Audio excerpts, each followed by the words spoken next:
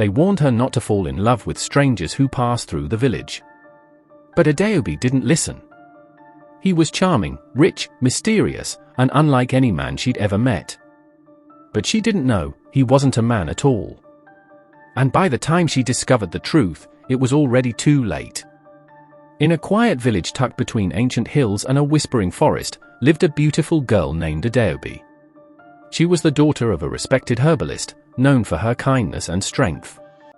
Every suitor in the village wanted her hand in marriage, but she rejected them all, not out of pride, but because her heart longed for something different. One day, during the festival of the new moon, a stranger arrived.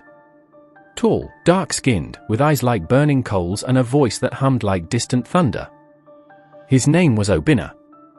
He claimed to be a wealthy traveler from the north, seeking shelter and peace. He brought rare gifts. Silk from strange lands, gold coins that shimmered unnaturally in the sun, and a flute carved from what looked like bone. Everyone in the village whispered, "Who is this man?" But Adeobi felt drawn to him. He was kind, polite, and strangely familiar. They began to talk, walked together under the moonlight, and before long, love bloomed like forbidden flowers in the shadows. Despite her father's warnings, you don't know where he comes from. Spirits wear human faces too. Adeobi chose to marry Obinna. The wedding was grand. The village drummed all night. But the animals didn't dance, and the wind refused to blow. Some say the river behind the village turned murky that day. Others say the trees bent away from the ceremony. Still, the couple was happy, or so it seemed. On the first night after the wedding, Adeobi noticed something strange. Obinna never slept. He sat at the edge of the bed, staring into the dark, whispering in a language she had never heard. When she asked, he smiled and said, "Just praying." But every night, it happened again. Then came the locked door, one in the house Obinna told her never to open. "It's where I keep sacred things," he said. But sometimes, late at night, she would hear weeping from behind that door. Weeping, and chains dragging across the floor. One day, at the village market, a mad woman, the type people usually ignored, ran up to Adeobi and screamed. Adeobi looked, and her heart nearly stopped. For a moment, she couldn't see Obinna's reflection in the puddle by his feet. When she blinked again, everything was normal. He laughed it off. "Old women and their madness," he said. But Adeobi couldn't shake the chill that crept into her bones. One stormy night, curiosity overcame her. While Obinna was out hunting, she took the iron key from under his pillow and unlocked the forbidden room. What she found inside shattered her soul. There were jars filled with human fingernails, masks carved from human faces, and a mirror covered in red cloth. When she uncovered it, the mirror didn't reflect her. It showed a burning forest, with spirits trapped and screaming, clawing at the glass from the other side. She stumbled back and knocked over a box. Inside were her mother's bracelets. The same ones buried with her mother 2 years ago.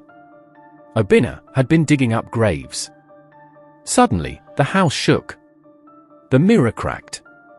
And from the shadows behind her, a voice, deep and hollow, whispered, "You looked, Adeobi. You saw what you were not meant to see."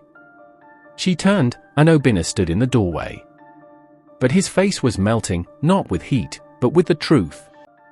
The handsome features dripped away, revealing a skull half covered in decaying flesh, eyes glowing like fire. His feet didn't touch the ground. He was hovering. "I never wanted to harm you," he said in a voice layered with many others.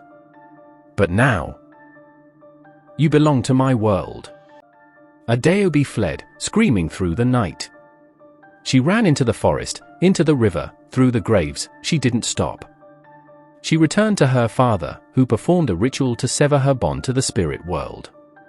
They thought it worked. Obinna never returned. Adeobi was safe, or so they believed.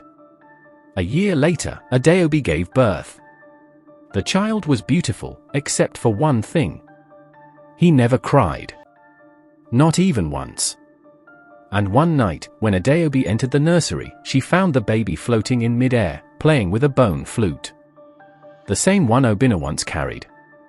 Then the baby looked at her, with burning red eyes. "Mama," he said in a voice not his own, "I told you. You belong to me." As Adaobi stared into her child's glowing red eyes, frozen with fear, she began to hear whispers all around her, whispers that weren't coming from the child. They echoed from the walls, the floor, even the wind. The baby floated slowly toward her, still clutching the bone flute, and said, "You broke the bond, but you forgot one thing, I am the bond." Suddenly, the room grew cold, icy, like the breath of death. The fire in the hearth died out. Every candle in the house blew out on its own. Then, she saw them. Shadows. Dozens of them. Tall, thin, twisted, moving like they were stuck between this world and the next. They poured into her room from cracks in the walls, under the doors, even from the baby's mirror. One of them, wearing her mother's face, whispered, "He didn't just take your love. He took your lineage. Your soul is tied to the spirit realm now. Forever." Screaming, Adaobi grabbed the child and ran through the village. But the village had changed. The streets were empty. Houses were twisted, abandoned, some rotting as if no one had lived in them for years. The sky was stuck in a blood-red twilight, and the moon refused to rise. She finally reached the shrine of the ancient priestess, Mama Yugo, the last person who knew how to speak to the world beyond. But Mama Yugo took one look at the baby and fell to her knees, trembling. "You didn't give birth to a child, Adaobi," she said. "You gave birth to a gate."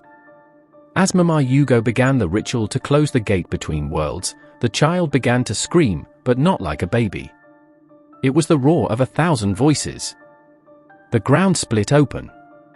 From it, a hand emerged, Obina's hand, skeletal, burning, pulling himself back into the world. But now, he wasn't coming alone. The final shot. Obina looks at the camera, grins with hollow eyes, and says, "Part 2, Adaobi, the real wedding starts now. If you thought this was the end, you're wrong. The gate is open. The spirit world is coming." Comment to part TWO if you want the next chapter of this haunting folktale.